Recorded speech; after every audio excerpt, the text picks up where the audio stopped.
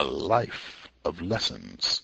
Number 1, spiritual living is everything.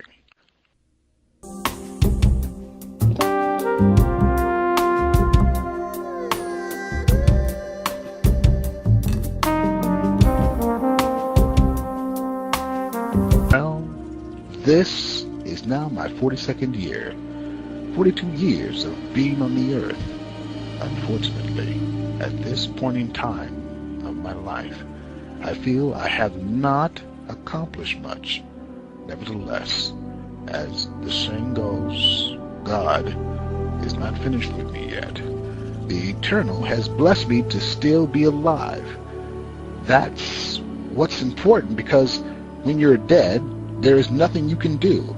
All of your dreams, all of your visions, all of your desires, all of your plans come to a screeching halt.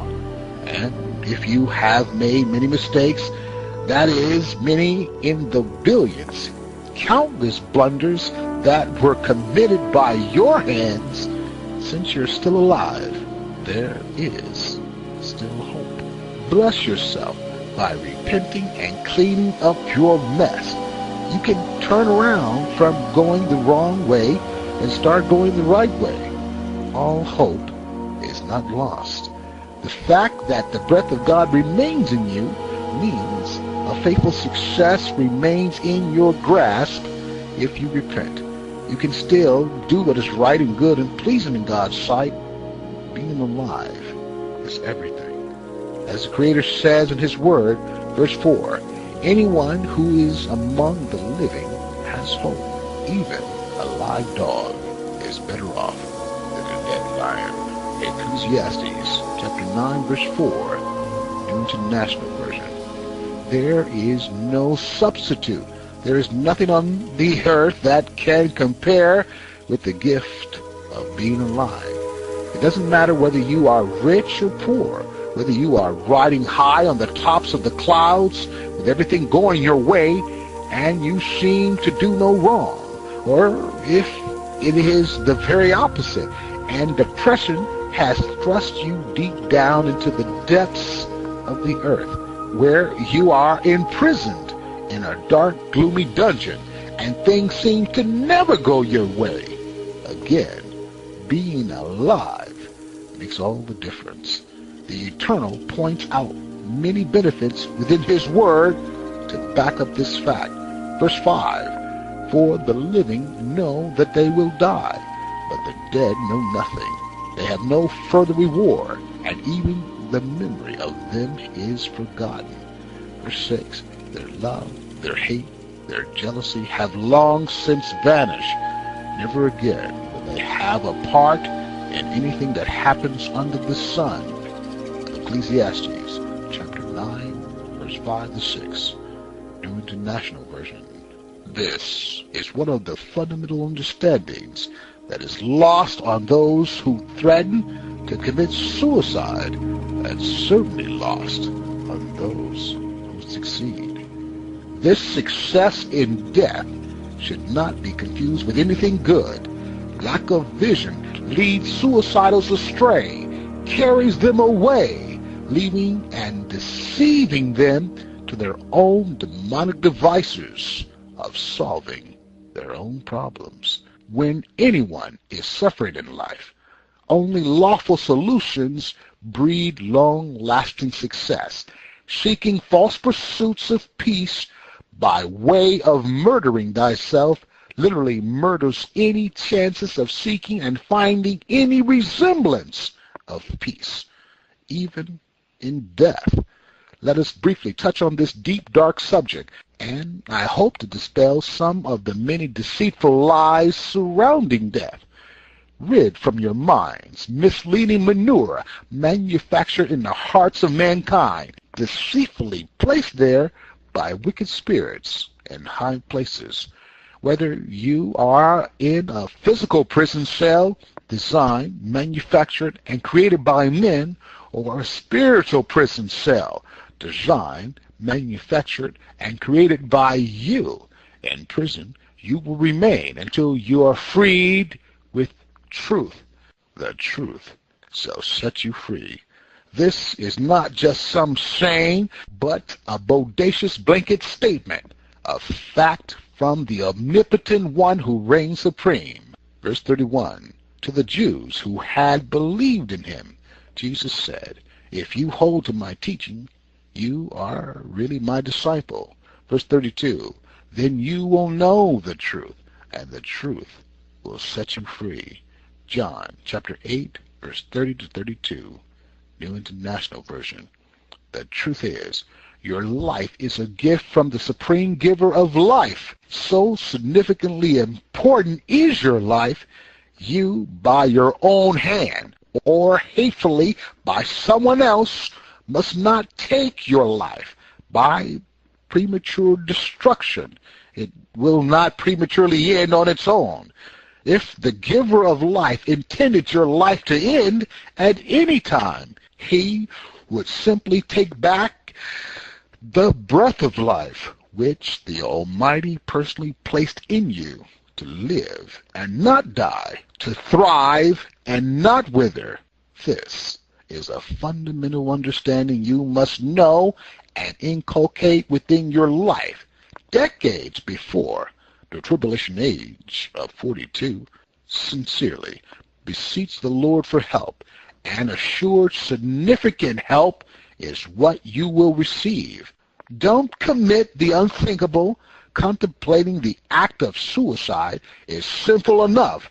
However, even though you are mentally and spiritually like the walking dead, there is hope. Opportunity remains to rebuild and renew the happiness God intended for you. Let no one deceive you. You cannot escape the judgment. It is not voided by death. Murder of self does not delay it. It hastens it. Your liabilities will greatly increase. And know this, you have no right to take any life, even if you foolishly feel it's your own. The life you live belongs to God. The sins you commit against that life, you will be held accountable for by your Creator, and your punishment will be most severe.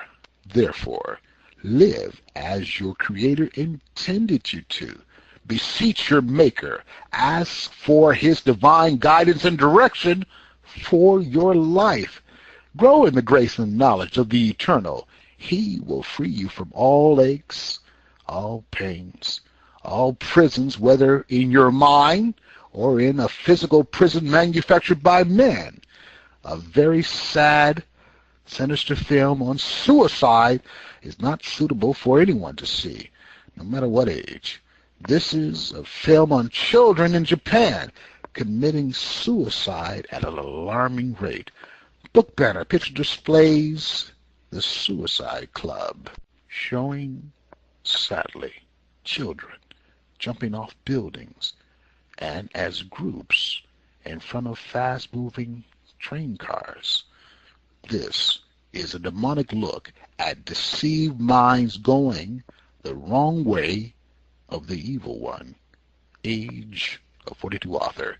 Faithfully leave your date of release in your Maker's hand, and not in the unfaithful suicide hands of your own. And for those of you who live particularly in the nation of Japan or anywhere throughout the world, here is a prayer which is faithful and true, a helpful prayer that will never fail to get you through, a spiritually strong prayer that will strengthen you. Verse 4, look to my right and see, no one is concerned for me. I have no refuge. No one cares for my life.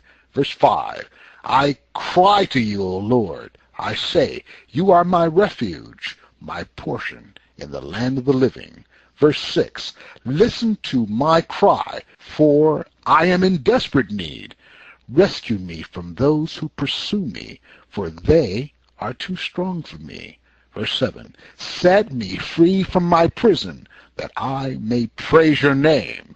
Then the righteous will gather about me because of your goodness to me. Psalms chapter 142, verse 4 to 7, New International Version. Verse 1, O Lord, hear my prayer. Listen to my cry for mercy. In your faithfulness and righteousness, come to my relief. Verse 2, do not bring your servant into judgment, for no one living is righteous before you. Verse 7, answer me quickly, O Lord, my spirit fails. Do not hide your face from me, or I will be like those who go down to the pit. Verse 8, let the morning bring me word of your unfailing love, for I put my trust in you. Show me the way I should go, for to you I lift up my soul. Verse 9, rescue me from my enemies, O Lord, for I hide myself in you. Verse 10, teach me to do your will, for you are my God. May your good spirit lead me on level ground. Verse 11, for your name's sake, O Lord, preserve my life.